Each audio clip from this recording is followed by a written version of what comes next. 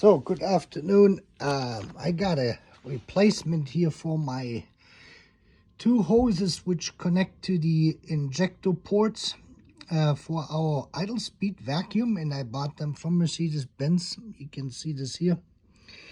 And they came from Texas from their warehouse, and they're basically the same as what I got in my car, which I installed about 11 months ago. And now we have to go here. And I did a test, as you can see. They are about 10 degrees right now, Fahrenheit, 7 degrees. And this is where the problem is. They are totally hot. You can see this on how stiff they actually get. Let me see if I can get the other one out. Yeah, you can see this until they warm up, but they're basically completely stiff. And now we let them sit here for a little while. Then they become soft, and this is actually where the problem is if they get cold like this and they become that stiff, that means that when they get warm, they're gonna be extremely flexible. And the problem is then here, these parts here, and you can see this is a Mercedes-Benz part right here. Let me see if I can zoom in better. And what I suspect, you can see this, and they were made by whoever that company is. And I would guess that is the same company which makes the ones for Euro. And you can see this now, it's getting warmer. And see what temperature we have. We're about at the 50s now. That means if you go up to a temperature, say like to 125 degrees Fahrenheit or 150 degrees, they're going to be so soft that they literally going to pop out of the injector seats. And this is where the problem actually is. I read up on the on, I think, Mercedes World or Benz World or whatever that website is, you know, the bulletin boards where people post their stuff. And people said as they had brought them into Mercedes-Benz dealerships and had their 560s and 420s fixed, and they had done a rough idle or high idle. Well, the problem is really that the rubber parts, the composition, you see this now on how soft this is actually getting, and we are only now at we're still having a temperature of about 55 degrees. So once they get to 100 degrees, they are totally soft. They're actually too soft. And what happened is, with those is the manufacturer, the rubber compound they're using for the extrusion molding process in there. Now this is actually a two welded part. You can see this here, they're welded. They have a weld seam here, and they have a weld seam over here. So they're molded in two halves, and then they're basically put together. And the composition of this rubber material is not the same of what they used to use when these cars were built in the 80s. And they must have had some change in their with hardness or the softness. Usually with plastic, they use plasticizers, what they're calling them. And in rubber, you have similar additives in there which can make this more temperature stable. This material is not temperature stable at all. You can see this now. It's coming out. You see, I can just simply put this. So, and what I'm saying is that this material is too soft when it gets warm and hot, since it is directly at the engine above the intake or on the intake. They're going to be exposed to temperatures probably upward to 150 degrees Fahrenheit or higher. And then when the engine, of course, is cold, you saw this, we were at 7 degrees Fahrenheit in my freezer here. Then they're hard. I had them in for 3 days.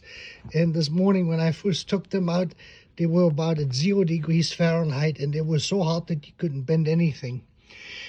And the only way you can work around this is by adjusting the idle speed control valve. to compensate for the leaks which gonna originate from here. There's 2 injector seats, and one injector seat has only one expanded how should I call that, ripple in there, and the Mercedes-Benz ones have 2.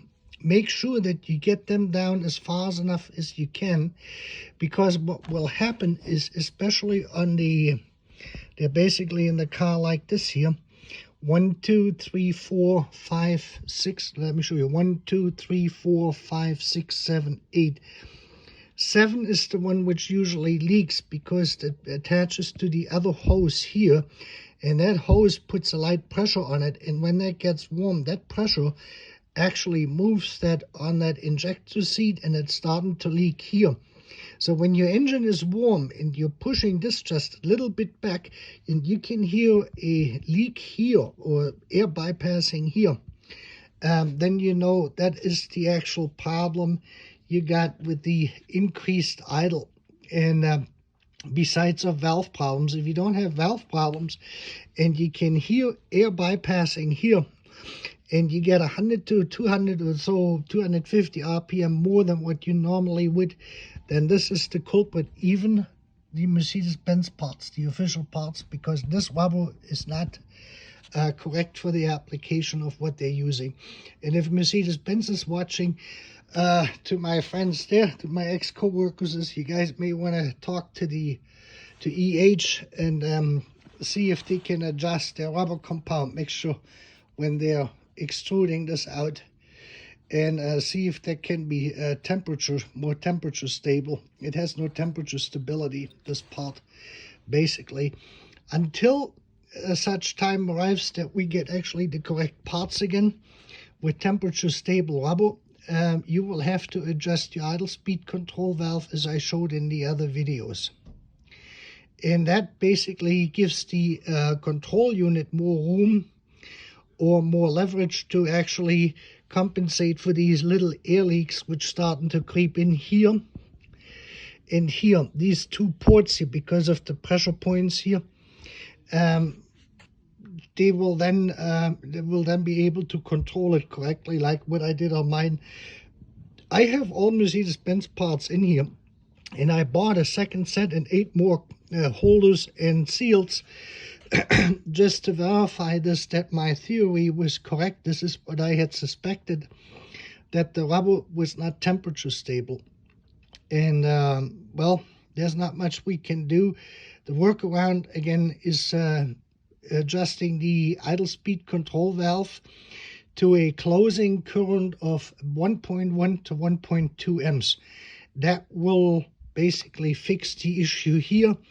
How much of a cold start issue you're going to have, because that stuff is going to be so hard, I don't know yet. We have to wait this winter and see on how this actually is going to perform.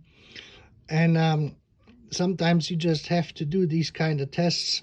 If you have a Euro part or another one and you put this in the freezer, it would be interesting to see on how they behave if they are more temperature stable. I know only of the Euro part, which might be the same manufacturer, EH, since it is a Euro is owned by one of the bigger car part manufacturers globally, and it's quite possible that they're actually the same ones, except with the without the official Mercedes-Benz star. All right, so I wanted to throw this in. If you repair your car with Mercedes-Benz parts and you're running into an issue, then you have found the issues that the rubber parts are no longer temperature stable over a, say, like a temperature range from 0 degrees Fahrenheit to 150 degrees Fahrenheit. They should not be that. See this, how easily that moves now? Yeah, I can just squeeze this together, and the temperature now is, we're right at 65, about room temperature. You can see how fast that changes. Well, anyway, you have a great afternoon.